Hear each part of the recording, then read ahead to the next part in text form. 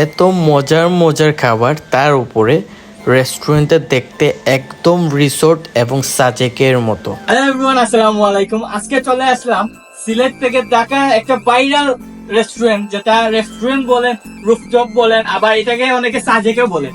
তো এইটা জানার জন্য আজকে আসলাম যে এটা আসলে কি সাজেকের মতো জায়গা, যেটার নাম হচ্ছে কান্ট্রি সাইড রুফটপ। তো আমরা একটু উপরে চলে যাবো এন্ড দেখবো এখানে সবকিছু কেমন এবং ভিউ কেমন। চলেন আমরা ভিতরে যাই।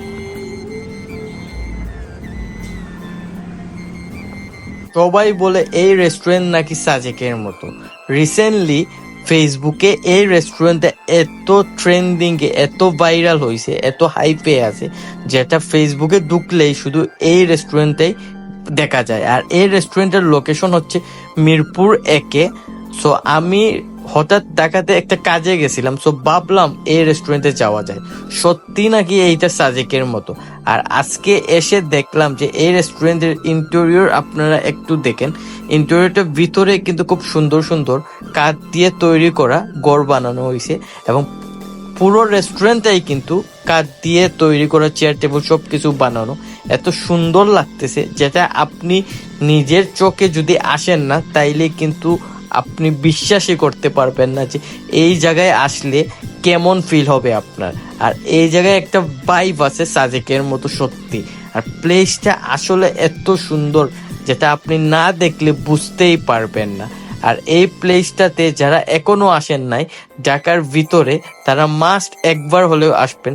ঢাকা শহর হচ্ছে রেস্টুরেন্ট জগতের শহর, আর মিরপুরে তো অনেক রেস্টুরেন্ট, তার মধ্যে কিন্তু এই রেস্টুরেন্টের ডেকোরেশন, এই রেস্টুরেন্টের প্লেসটা অনেক বেশি জোস। আর আমার কাছে তো এটা অনেক বেশি জোস লাগছে।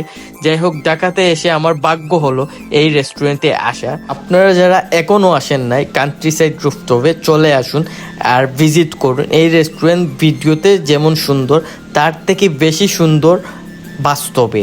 সো এই রেস্টুরেন্টে যারা আসবেন, প্রকৃতির মধ্যে ওপেন একটা প্লেসে বসলে আপনার আলাদা ভালো লাগবে। আমি যে প্লেটের অর্ডার দিয়েছিলাম সেটার নাম হচ্ছে ভোজনের রাজকীয় অভিজ্ঞতা, যেটার প্রাইস ছিল 1499 টাকা এই থালির প্রাইস। সো এই থালিতে কি কি আছে আমি একটু দেখাই।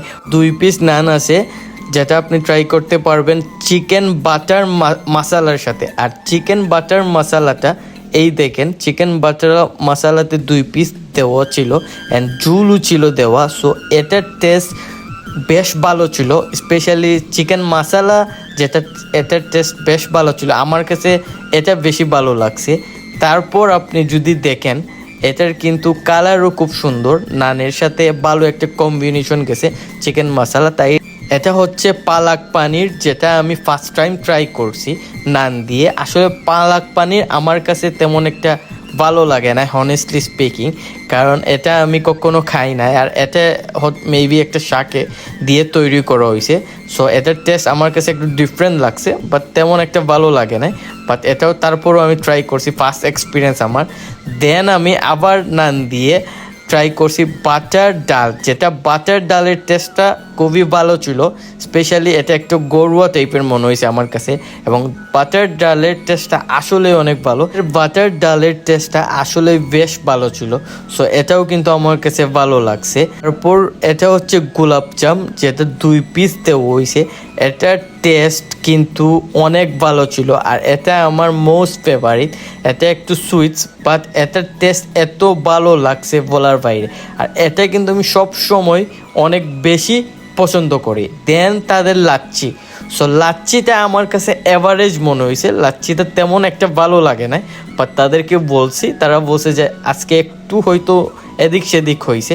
বাট ঠিক আছে, একটা রেস্টুরেন্টে সবসময় যে ফুললি প্রপারভাবে কুকড হয়, ফুললি প্রপারভাবে সব কিছু হয় এমন না, মাঝে মধ্যে একটু মিস্টেক হয়, সেটা কোনো ব্যাপার না। বাট কোয়ালিটির দিকে একটু ফোকাস করা দরকার প্রত্যেকটা রেস্টুরেন্টে। তারপর এটা ছিল হরিয়ালি চিকেন বিরিয়ানি, যেটাতে 4 পিসের মতো চিকেন দেওয়া হয়েছে। আর এটার টেস্ট মোটামুটি ভালোই ছিল, মশলা ভেলেন ছিল, আর দেখতেই কিন্তু কালারটা বেশ সুন্দর আসছে।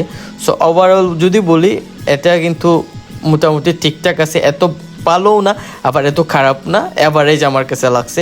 সো ওভারঅল এই রেস্টুরেন্টের সব কিছুই ভালো লাগছে, স্পেশালি তাদের ইন্টেরিয়রটা খুবই সুন্দর ছিল।